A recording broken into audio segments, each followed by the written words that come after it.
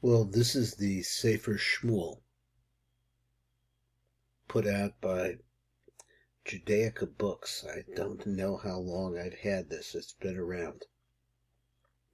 I'm sure there are other publications that go through this as well, but this is what I have, and so I'm going to show it to you.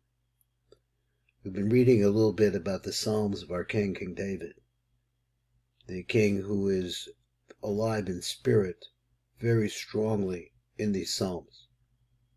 And we're asking him to come forth, really. We're asking him, his spirit, to come forth, which it is, and elevate his people and guide us in the right path. So here it is, the story of our king. Now, one of the interesting things, I mean really, really seriously interesting things about this story of our king is his origin. He's really descended from what seemed, the Torah portrays it honestly as an illicit relationship between Yehuda, who was really the leader of all of the tribes. He's the man who runs everything, and his daughter-in-law, who he had not given in Levirate marriage, and the seed that was produced from that relationship became the line of the Messiah. That's a hard story. So how is that?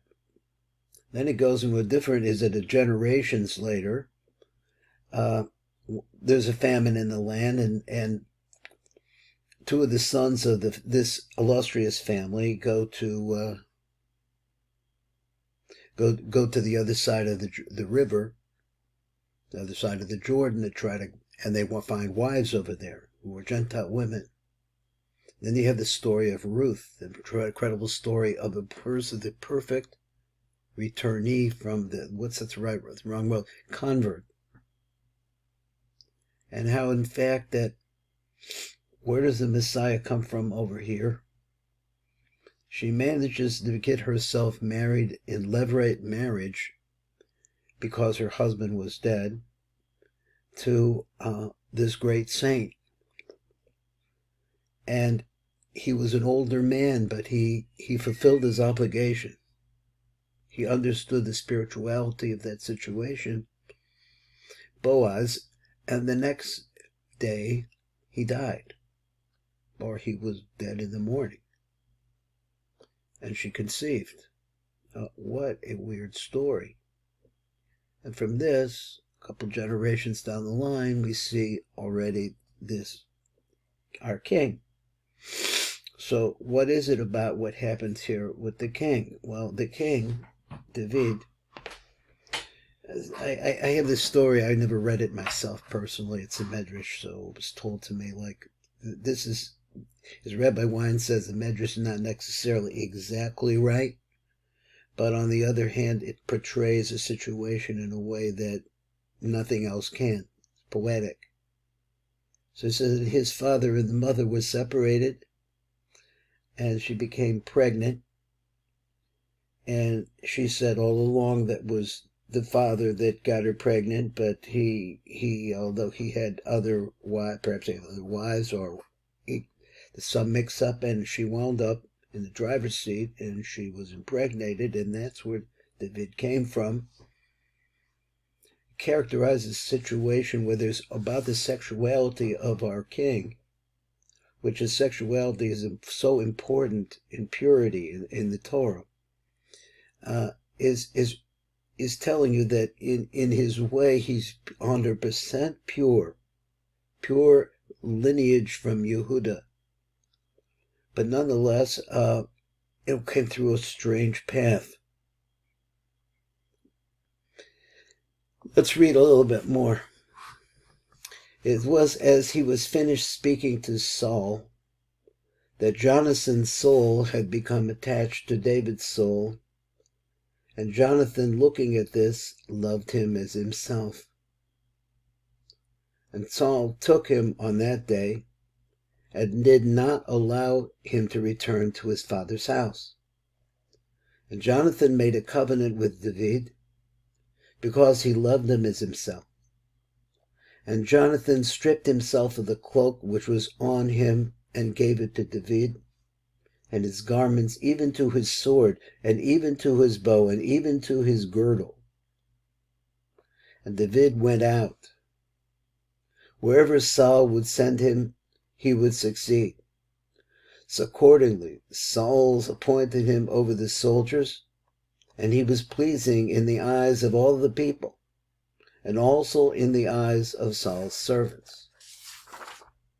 And it was when they came, when David returned, that is, from the slaying of the Philistine, that the women came out of all of the cities of Israel to sing, and with musical instruments in their hands, toward King Saul, with drums, with joy, and with cymbals.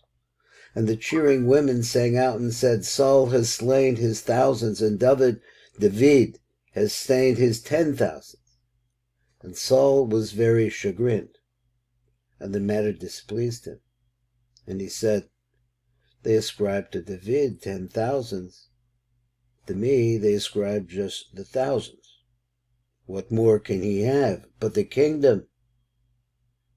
And Saul eyed David from that day on.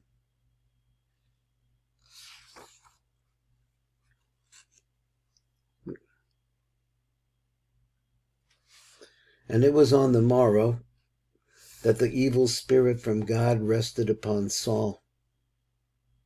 And he raved in the midst of the house. And David was playing with his hand like every day. And the spear was in Saul's hand. And Saul cast the spear and said, I shall pin David to the wall. And David turned from before him twice. And Saul feared David, for the Lord was with him, while he had turned away from Saul. And Saul removed him from being with him, and made him for himself a captain over 1,000, and he went out and came in before the people. And David was successful in all his ways, and the Lord was with him. And Saul saw that he was very successful, and he feared him. And all Israel and Judah loved David, for he went out and came in before them. And Saul said to David, Behold, my elder daughter Merab, I shall give her to you as a wife. But be a warrior for me, and wage the wars of the Lord. For Saul said, Let not my hand be upon him, but let the hand of the Philistines be upon him. Philistines is Pelishtim in Hebrew. And David said to Saul, it's also Palestinian today, be upon him. And David said to Saul, Who am I, and what is my life, or my father's family in Israel? Should I be that I should be a son-in-law to the king? And it was at that time that Merab, Saul's daughter, should have been given to David, that she was given to Adriel, the Mehothonite, as a wife. And Michal, Saul's daughter, loved David, and they told Saul, and the king, a thing pleased him. And Saul said, I shall give her to him, and she will be a snare to him, and the land of the Pelishtim, the Philistines, will be upon him. And Saul said to David, now this is an interesting phrase, the way that they wrote it, not 100% easily clear, but his idea is to marry to the second daughter. Why would the second daughter, I'm looking just into the story, trying to clear the line in my mind, why would she bring him into a snare in the hand of the Philistines, which he hoped would happen? And Saul said to David, with one of two shall you be my son-in-law today. And Saul commanded his servants, speak to David secretly, saying, Behold, the king desires you, and all his servants love you, and now become the king's son-in-law. And Saul's servants spoke these words in David's ears. And David said, what did he say? He said, Does becoming the king's son-in-law seem to you to be a light thing? For I am poor and lightly esteemed. And Saul's servants told him, saying, according to these words has David spoken. And Saul said, so shall you say to David, the king has no desire in a dowry, but in 100 foreskins of Philistines, to avenge himself upon the king's enemies. But Saul thought to make David fall by the hand of the Philistines. That's what he thought. And his servants told David these words, and the thing pleased David to become the king's son-in-law, and the days had not expired. So here, this is what his plot was. He'll use the future marriage to the king's daughter as a plot to be able to send David out to get the 100 foreskins, so to speak, to kill 100 Philistines. David arose, and he and his men went, and he slew 200 men of the Philistines, and brought back their foreskins, and to deliver them in full to the king, in order to become the king's son-in-law. The king gave him Michal, his daughter, as a wife. And Saul saw and knew that the Lord was with David, and Michal, Saul's daughter, loved him. And Saul grew still more afraid of David, and Saul was hostile to David all the days. And the princes of the Philistines came out, and it was as often as they came out that David was more successful than all Saul's servants. And his name was greatly esteemed. This is our king, his struggle. This is what you see. I'm just trying to think that what you see in the whole lineage there is a struggle to come through a wormhole, so to speak, just, into the light. But you see also the character, the strength of the king, that he has the ability to be able to attract very extremely attractive person, extremely successful person. However, there are roadblocks. His life is one huge roadblock. This gives us some insight into his passion for song. As they say that at midnight, the north wind would blow through his room, and his harp would begin to tingle, and he began to play and sing out to Hashem. This is Baruch Fleischman. This is a Tikkun elevator call-out. So, there's a phrase that we have in, let me see, I'm in the wrong place.